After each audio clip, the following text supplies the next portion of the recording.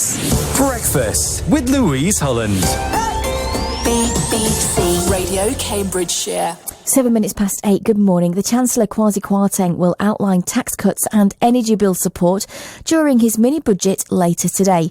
Measures could include cutting stamp duty for property purchases and end the cap on bankers' bonuses.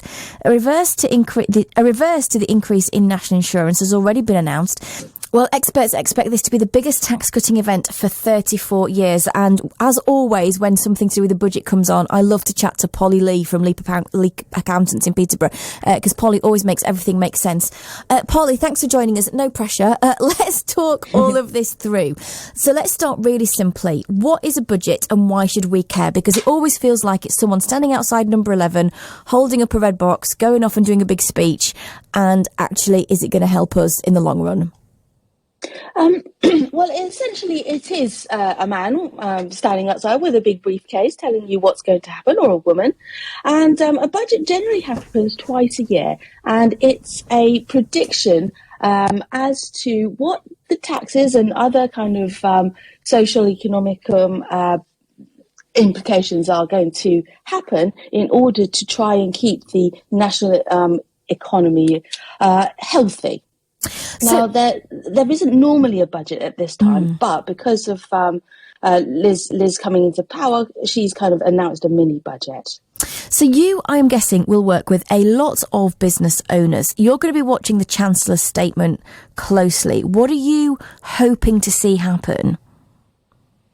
Well, I think it's the news channels have leaked a fairly good idea of what's going to happen. There are going to be a range of tax cuts, and that may or may not come as a surprise, because as a nation, as a result of COVID, we had been conditioned to expect tax increases. So when Rishi resulted sort of announced tax rises, it didn't come as a surprise. What may have been a side effect was the hardship that some business owners, a lot of business owners faced, and potentially caused more unemployment because employers were more reluctant to employ people because they were facing tax rises, a national minimum wage rise. So it was just a lot more expensive to employ somebody. So...